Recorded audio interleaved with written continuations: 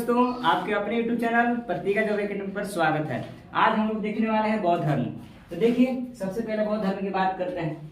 तो बौद्ध धर्म के संस्थापक कौन थे? बौद्ध धर्म के संस्थापक गौतम बुद्ध। आप लोग बोल सकते हैं, कोई दिक्कत नहीं है ना। बौद्ध धर्म के संस्थापक गौतम बुद्ध। ठीक है, गौतम बुद्ध थे। इनका बचपन का नाम क्या था? सिद्धार्थ। बचपन का नाम सिद्धार्थ था। अच्छा, ये बताइए इनका जन्म कब हुआ था? 563 जन्म हुआ है 563 ईसा पूर्व में। इनके पिता का नाम क्या था? सुधोधन। पिता का नाम था सुधोधन शाक्य। शाक्य क्यों लग रहा है? क्योंकि शाक्य वंश के थे। शाक्य वंश थे। कोई भी अपना वंश में पीछे टाइटल लगाता है तो अपना वंश का लगाता है। जैसे कोई भी लगा देते हैं, लास्ट में लगाते हैं यादव। उसी तरह से सुधोधन भी शाक्य लगा देते हैं। इसका मतलब यह है कि जो गौतम बुद्ध थे उस शाक्य वंश से संबंधित थे। किस वंश से? शाक्य वंश से थे। और इसीलिए गौतम बुद्ध को शाक्य मुनि भी कहा जाता है। शाक्य मुनि। तो शाक्य मुनि के नाम से किसे जाना जाता है? गौतम बुद्ध को। बचपन का नाम सिद्धार्थ। जन्म कब हुआ? 563 ईसा पूर्व। पिता का नाम सुधोधन शाक्य। माता के नाम बताइए। महामाया देवी। ठीक है, महामाया देवी। देखिए, और इनके जो लालन पालन जो की थी, क्योंकि महामाया देवी 1 सप्ताह के अंदर ही मर गई थी। जैसे ही सिद्धार्थ का जन्म हुआ, 1 सप्ताह के अंदर ही महामाया देवी का मृत्यु हो गया था। वर्षों पीड़ा के कारण इनका मृत्यु हो गया। और जब मृत्यु हो गया तब इनका लालन पालन कौन की थी? मौसी। और मौसी से शादी कर ली। इनके मौसी, सिद्धार्थ के मौसी से शादी कर ली थी इनके पिताजी, यानी सुधोधन शाक्य। सौतेली माँ हो गई। तो सौतेली माँ, तो मौसी या सौतेली माँ कौन थी? गौतमी प्रजापति।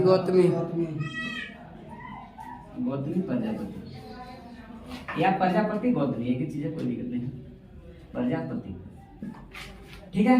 देखिए, एक बार क्या हुआ था कि जब महामाया देवी जब गर्भवती थी तब क्या हुआ कि यहाँ पर बहुत सारे ऋषि मुनि रहते थे, क्योंकि सुधोधन शाक्य राजा थे। कहाँ के रहने वाले थे? नेपाल। इनका जन्म कहाँ हुआ था? तो लुम्बिनी में। नेपाल के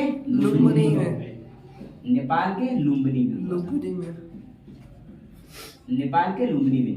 तो नेपाल के राजा थे सुधोधन शाक्य।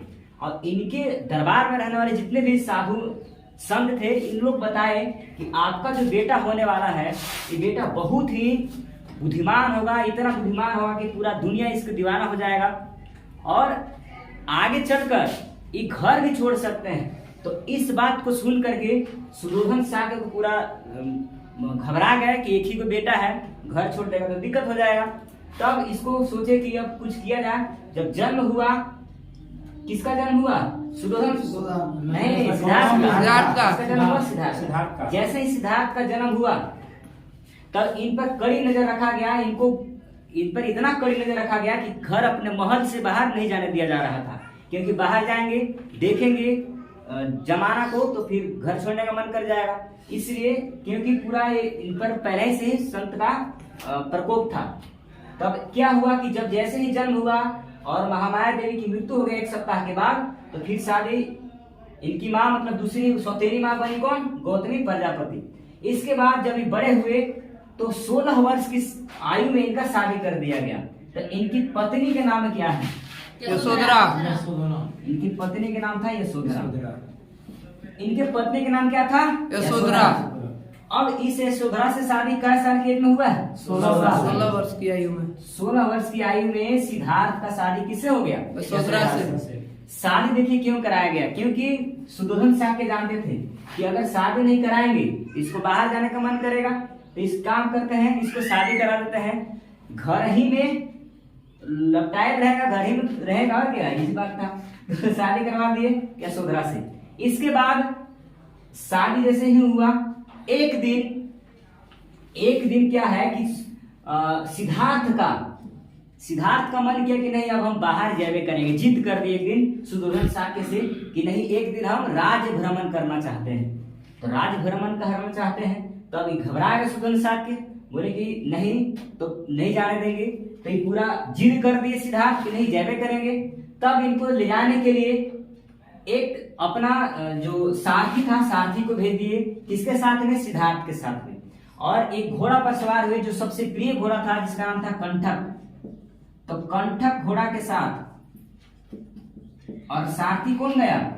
चन्ना। सारथी के नाम चन्ना था। चन्ना कौन था? ये सारथी था।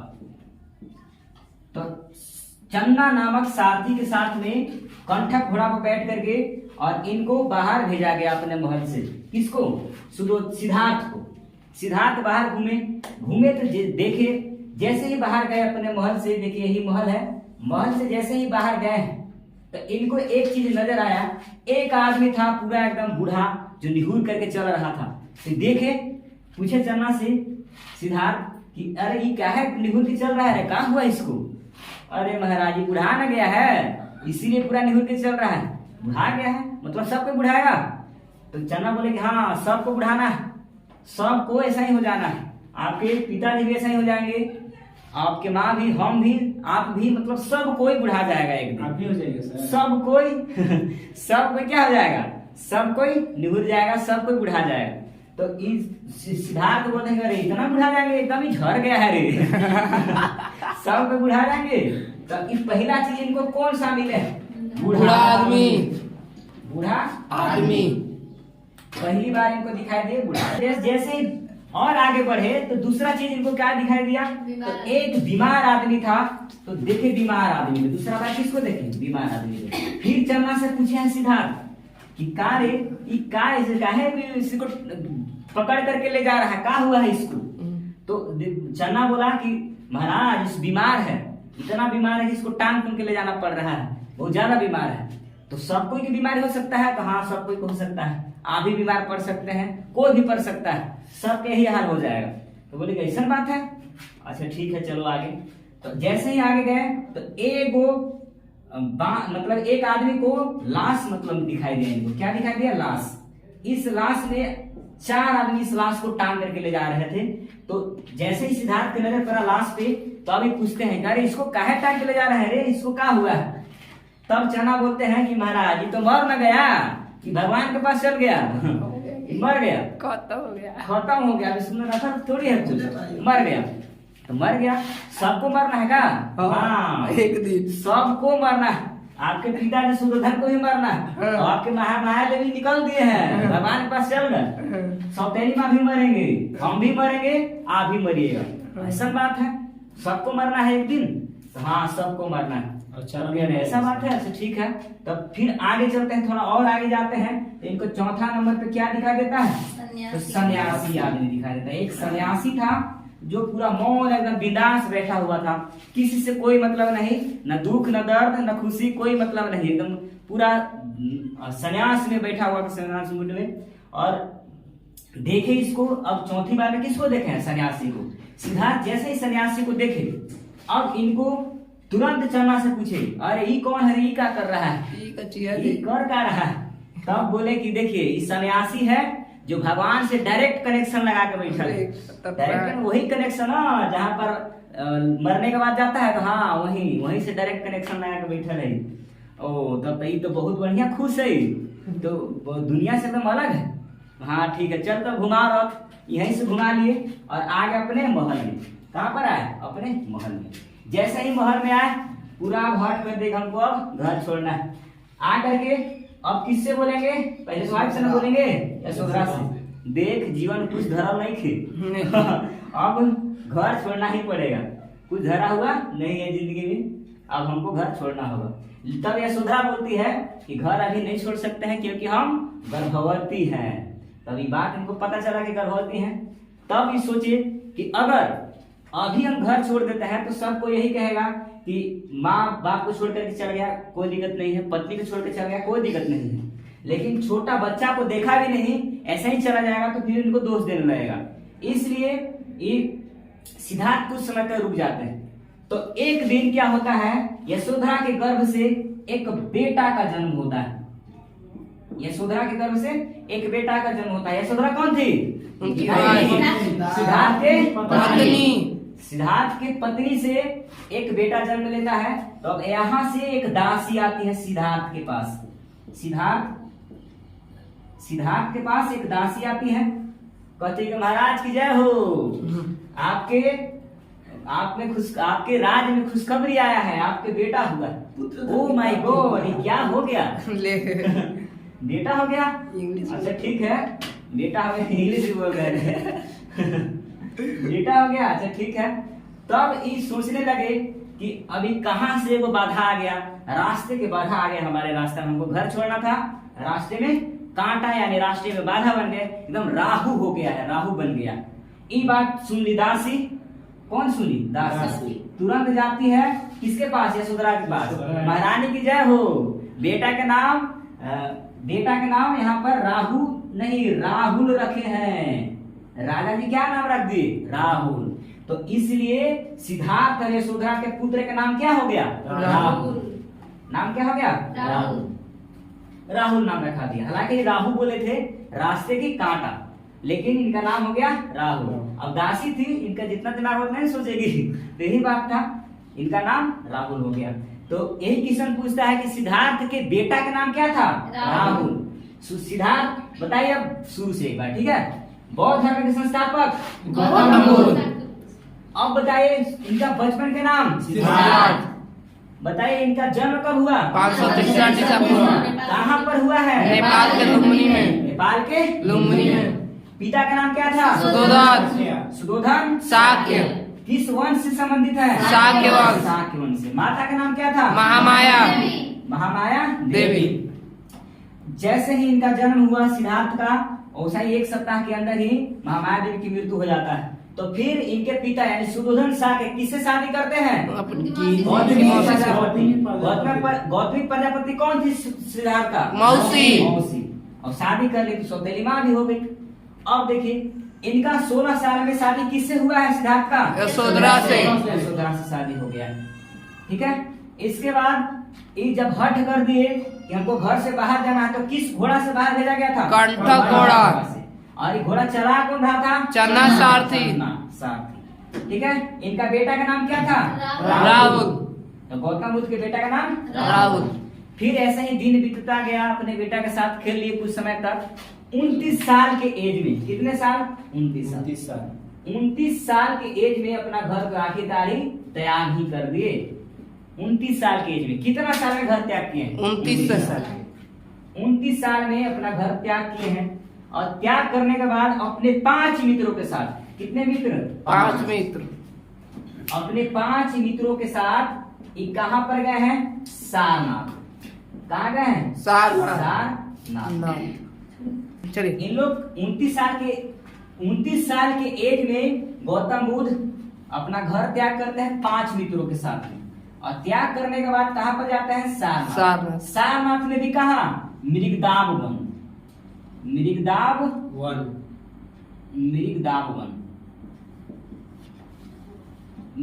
वन में जाते हैं। और यहाँ पर इन लोग तपस्या करते हैं। बहुत दिन तक तपस्या, कठोर तपस्या किए, लेकिन इन लोग का ज्ञान ही प्राप्त नहीं हो रहा था। ज्ञान ही प्राप्त नहीं हो रहा था। तब एक दिन क्या हुआ कि 5 मित्र एकदम आंख बंद करके पूरा मौन अवस्था में बैठे हुए थे, पूरा कठोर तपस्या कर रहे थे। इतना खतरनाक कठोर तपस्या, एकदम लग रहा था कि भगवान पर एकदम कब्जा कर लेंगे। इतना कठोर तपस्या। तब उधर से पायल का आवाज सुनाई दिया, छम छम। तो सुनिए पहले।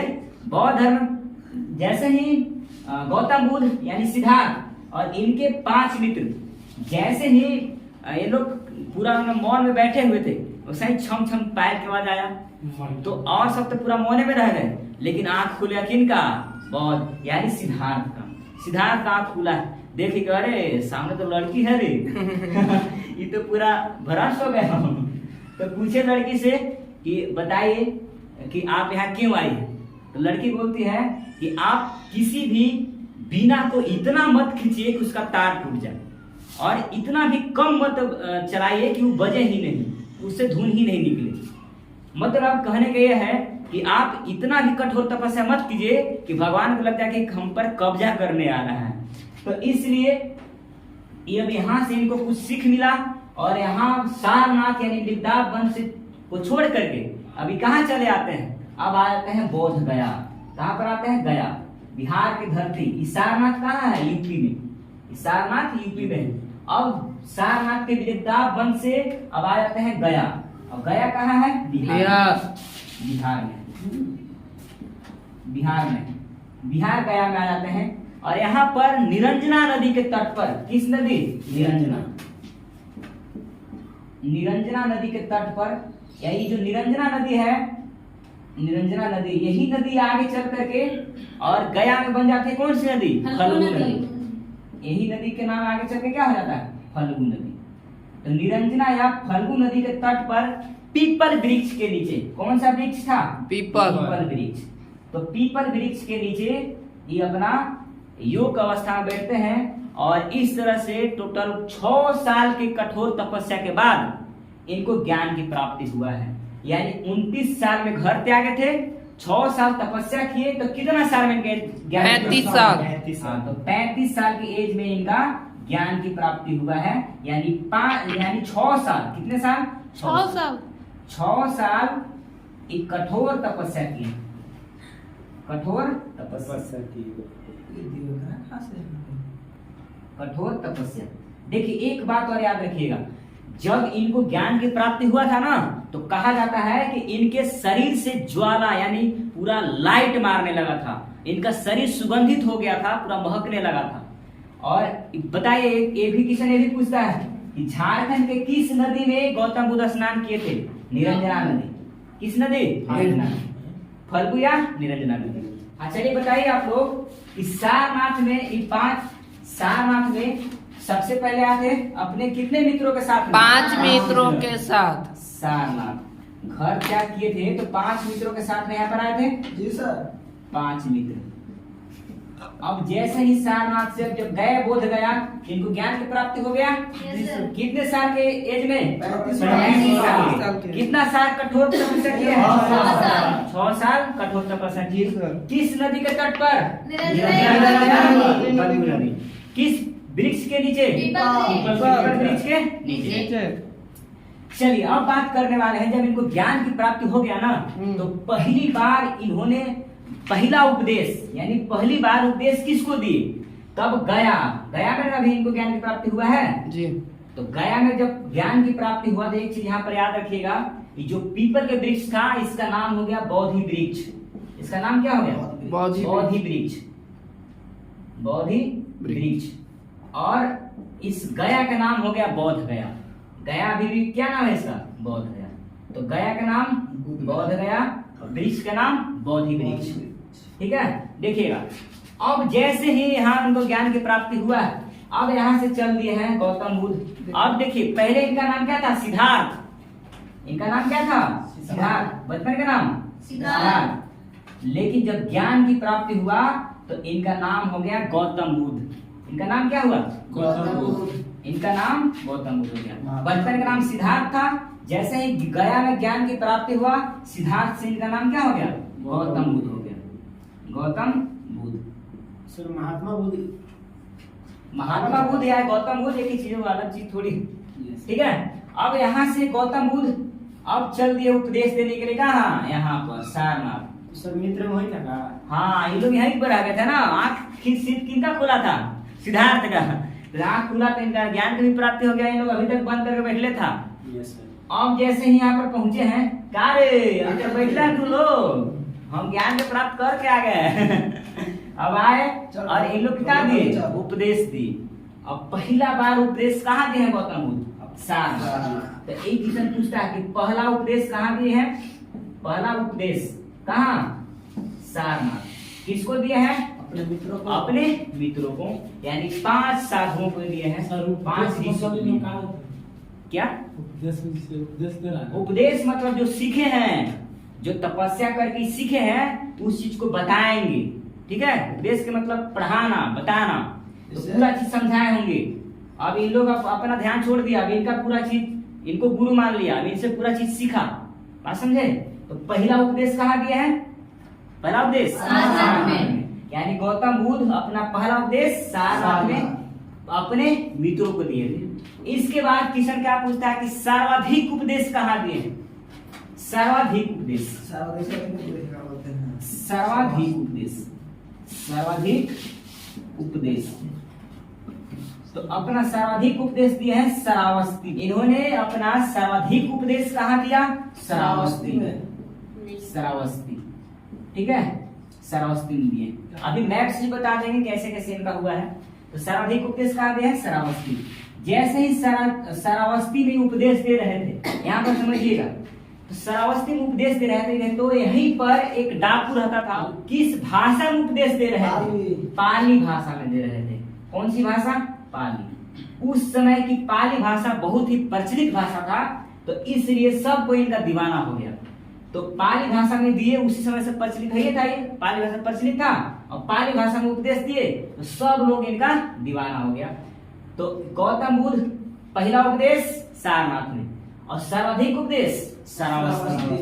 अब देखिएगा, समझिएगा, यहाँ पर थोड़ी सी कहानी है, बहुत ही मजेदार कहानी। यहाँ पर श्रावस्ती में जब सर्वाधिक उपदेश दे रहे थे तो यहीं पर उपदेश देने जैसे ही गौतम बुद्ध आए तो यहीं पर एक डाकू रहता था। उस डाकू का नाम था अंगुलीमाल डाकू। अंगुलीमाल डाकू,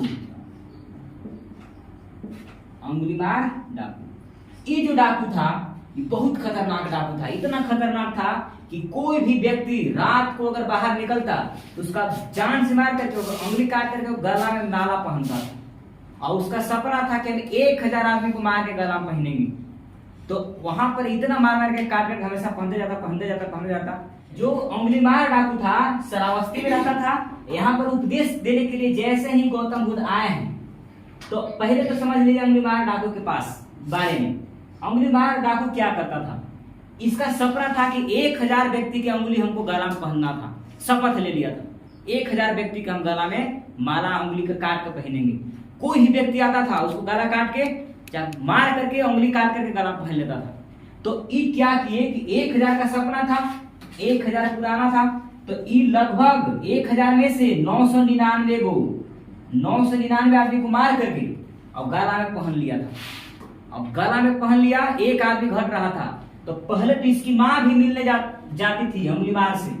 अंगुलीमाल की माँ भी अंगुलीमाल से मिलने जाती थी। लेकिन जब एक घट रहा था तो माँ भी नहीं जाने लगी। समझ गए कि वो ये कहीं 1000 पुराने चक्कर में हमरो न मार दे, तो इसलिए नहीं जाने लगी। तो बहुत दिन से सब कोई रात को निकलते ही नहीं थे, क्योंकि अंगुलीमाल डाकू रात को ही निकलता था। तो एक बार वही रास्ते से रात को ही गौतम बुद्ध जा रहे थे तो सब काम रोक दिया कि महाराज उधर मत जाइए, अंगुलीमाल डाकू रहता है, बहुत खतरनाक है, एक ही घट रहा है और आप जा रहे हैं तो आप तो बचिएगा नहीं, कटा जाइएगा। तब बोले कि नहीं, एक बार हम जो रास्ता पर चल देते हैं, पीछे नहीं मुड़ते हैं, चाहे अंगुलीमाल हो चाहे कोई हो, हम इसी रास्ता से जाएंगे। तो गौतम बुद्ध वही रास्ता से आगे गए। तो जैसे ही आगे गए, अंगुलीमाल सोया हुआ था, आदमी का आवाज सुना, जग गया। अरे आज तो सपना लग रहा है कि पूरा होगा, 1000 का सपना पूरा हो जाएगा। जैसे ही आगे निकले गौतम बुद्ध, रुकवाता है अंगुलीमाल, रुको, पीछे मुड़ो पीछे मुड़ गया गौतम बुद्ध। देखो हमको डर नहीं लग रहा, तुमको रात में अकेले घूम रहा है डरे क्या के लिए? डरे हो तो तुम हो। गौतम बुद्ध कहते हैं कि डरे हम नहीं, डरे तो तुम हो। तुम रात में ही बाहर निकल सकते हो, दिन में नहीं। लेकिन यहाँ के आदमी दिन में जब मर्जी करे तब निकल सकते हैं, डरे हुए तुम हो।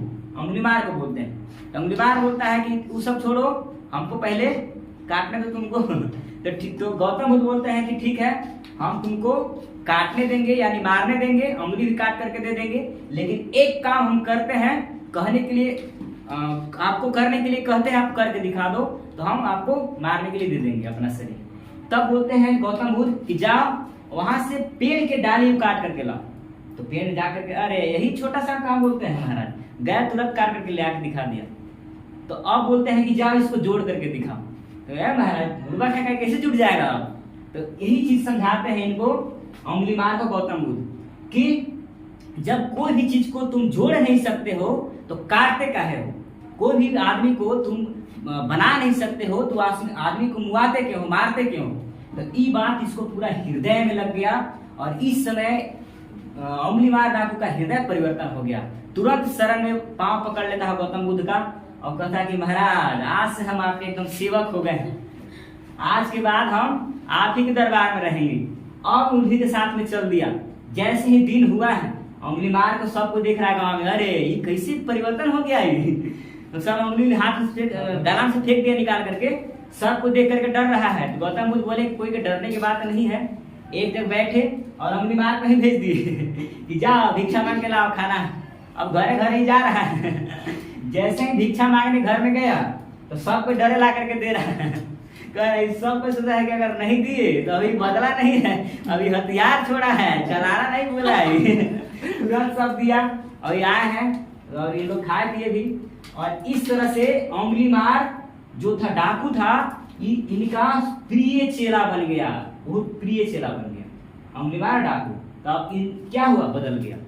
एक बार और की घटना है इनका गौतम बुद्ध का, यही श्रावस्ती में ही सभा लगाए हुए थे, अपना उपदेश दे रहे थे पूरा सभा में। तो एक लड़का था जो बहुत उदंड टाइप का था, बहुत गाली दे रहा था गौतम बुद्ध को।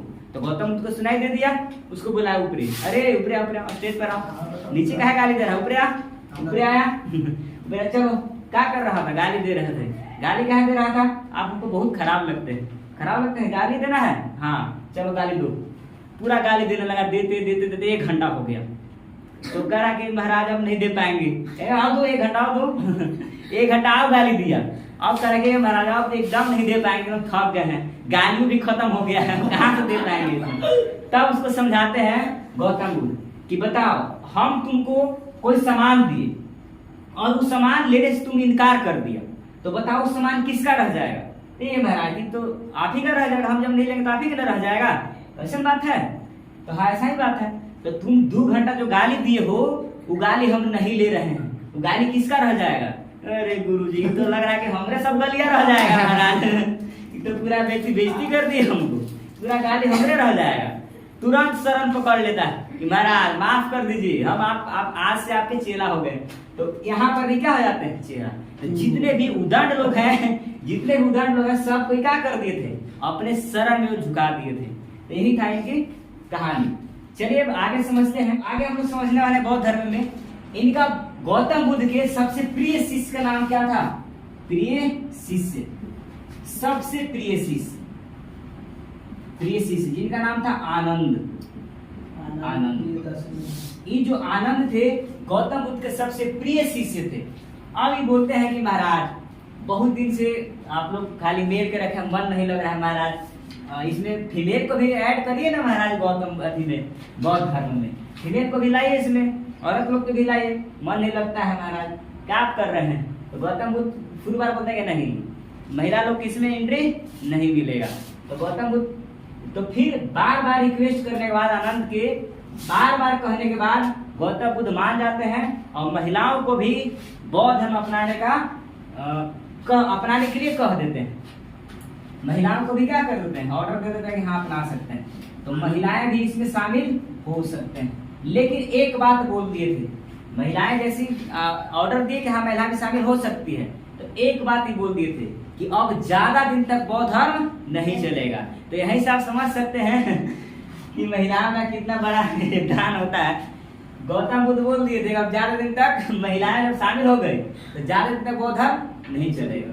ठीक है, अब समझते हैं आगे। यहाँ पर पहली बार बौद्ध धर्म में पहली बार कौन महिला शामिल हुई है, तो बौद्ध धर्म में नहीं, माता इनकी शामिल हुई है। इनकी सौतेली माँ, क्या नाम था, प्रजापति गौतमी। प्रजापति गौतमी, और सेकेंड में शामिल हुई है प्रजापति गौतमी। यानी प्रजापति गौतमी कौन थी, सौतेली माँ,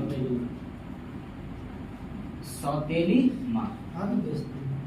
दूसरा नंबर पे कौन, तो पहला अमरपाली। बौद्ध धर्म अपनाने वाली महिला कौन थी, प्रजापति गौतमी, जो सौतेली माँ थी सिद्धार्थ के यानी गौतम बुद्ध के। दूसरा नंबर पे कौन, तो फर्स्ट हो गई। दूसरा नंबर पे अम्रपाली, ये कौन था सर, हाँ बता रहे हैं अम्रपाली। ये जो अम्रपाली है, ये अम्रपाली कौन थी, तो हाजीपुर के रहने वाली एक डांसर थी। कहाँ की, हाजीपुर। हाजीपुर कहाँ है, बिहार में। बिहार में। तो हाजीपुर बिहार। बिहार में तो सर भोजपुरी चलता है ना। हाँ, तो बिहार के डांसर थी भोजपुरी आम्रपाली। क्या थे? बिहार के डांसर थी जो पहली बार नहीं, दूसरी बार बौद्ध धर्म, दूसरी महिला थी जो बौद्ध धर्म अपनाई थी। पहली महिला कौन? प्रजापति गौतमी। प्रजापति गौतमी कौन थी? सौतेली माँ थी। किनके? गौतम बुद्ध थी। तो गौतम बुद्ध के प्रिय शिष्य आनंद थे, और यही आनंद के बार बार कहने पर गौतम बुद्ध महिलाओं को भी शामिल होने के लिए कह दिए। तो पहली बार कौन महिला शामिल हुई है? प्रजापति गौतमी, जो गौतम बुद्ध के सौतेली माँ थी। और दूसरी महिला आम्रपाली, जो हाजीपुर के रहने वाली थी।